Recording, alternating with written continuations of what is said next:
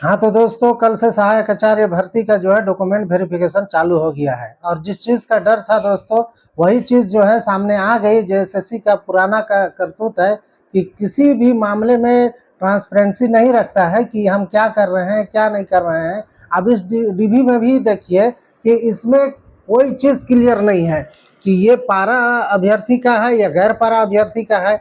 ये डीबी जो है ये क्लियर है ही नहीं है, जबकि सीटें हैं 5008 और अभ्यर्थियों को बुलाया गया है कितने को, 2734 को।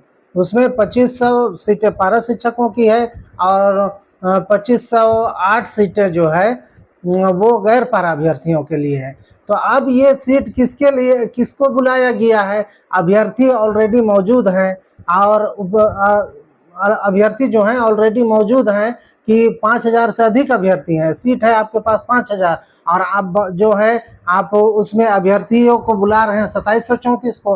कहीं ऐसा तो नहीं है कि पारा और गैर पारा दोनों का जो है अलग अलग डीबी के लिए बुलाया जा रहा है कि पहले ये गैर पारा अभ्यर्थियों का है? अभी ऐसा लग रहा है, ये मेरा कंफर्म मैं नहीं कह रहा हूँ, लेकिन संभावना ऐसी है कि ये गैर पारा अभ्यर्थियों की सूची हो सकती है, इसलिए कि इसमें पारा शिक्षकों की जो है संख्या जो है बिल्कुल कम है। अब आपका प्रश्न होगा कि पारा शिक्षकों का संख्या कम है लेकिन पारा शिक्षकों को तो बुलाया गया है, तो आप कैसे कह सकते हैं कि ये पारा शिक्षकों का जो है नहीं है, ये सिर्फ गैर पारा वालों के लिए है?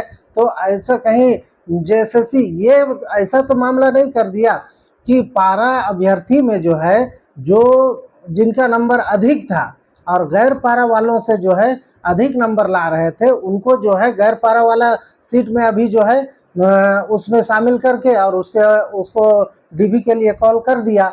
चूंकि अभी देखिए एक जिला ऐसा है जहां मैं अच्छी तरह से जान रहा हूं कि उस जिला में जो है पारा शिक्षक में 3 अभ्यर्थी हैं साइंस में।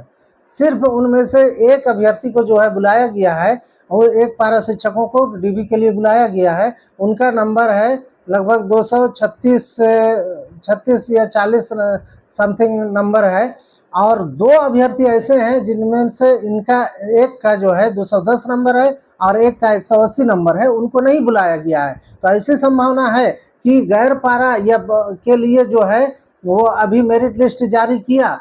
अब उस मेरिट लिस्ट में जो है गैर पारा वालों से अधिक नंबर हो सकता है उस कैटेगरी में, जिस कैटेगरी में वो जो है उनको कॉल किया गया है, उस कैटेगरी में अगर उनका नंबर गैर पारा वालों से अधिक आ रहा है इसलिए उनको बुलाया गया है। अब ऐसे अगर यही हाल है, अगर वाकई ऐसे ही होता है तो दोस्तों जो है पारा शिक्षकों को भी नुकसान होगा और गैर पारा शिक्षकों को भी नुकसान होगा। वो इसलिए कि गैर पारा अभ्यर्थी, अब पारा शिक्षक जो हैं अगर ये डीबी को अगर मान लेते हैं कि ये 2734 जो अभ्यर्थी बुलाया गया है ये गैर पारा वालों के लिए है, तो एक पारा शिक्षक जो है वो वो डीबी के लिए जा रहे हैं, तो उसमें जो है नुकसान तो उन गैर पारा अभ्यर्थियों का जो है हक मारा जा रहा है।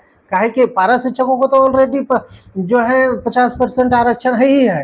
तो अब ऐसी परिस्थिति में जो है अगर वो उसको जो है गैर पारा में ले रहा है, तब तो एक सीट जो है गैर पारा का वो मारा जा रहा है। अब कहीं ऐसा नहीं कि इधर पारा का सीट खाली रह जाए या पारा का सीट जो है खाली नहीं रहेगा। अब पारा जब पारा का मेरिट लिस्ट बनाएगा तो इसमें से जितना नंबर जो आएगा उस नंबर के आधार पर तो गैर पारा अभ्यर्थी से यहाँ पारा शिक्षक में डाल देगा।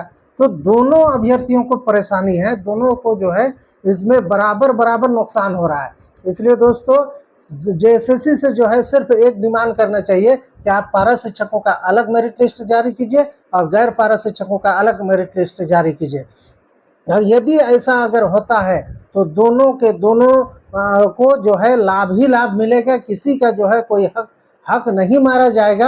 अब जो है सीटें रिक्त रह जाती हैं, उसके बाद जेएसएससी को निर्णय लेना है कि क्या करना है। लेकिन जब अभी अभ्यर्थी मौजूद हैं, अभ्यर्थी जो है काफ़ी संख्या में उपस्थित हैं आपके पास, आपका परीक्षा लिख करके, ऐसा तो नहीं कि बिल्कुल एकदम 5% या 10% ही रिजल्ट आया हो इसलिए आप 2734 अभ्यर्थी को बुलाए हैं और बाकी को जो है सबको फेल कर दिए, ऐसा तो नहीं। नॉर्मलाइजेशन होता है, मानते हैं कि नॉर्मलाइजेशन होता है, लेकिन नॉर्मलाइजेशन का मतलब ये नहीं है कि जो नॉर्मलाइजेशन का ये मतलब नहीं है कि आपका 50 ये 70-80 नंबर 90 नंबर तक कम हो जाए। अब किसी का 270 नंबर 260 नंबर में नहीं हो रहा है, किसी का 175 नंबर में हो जा रहा है।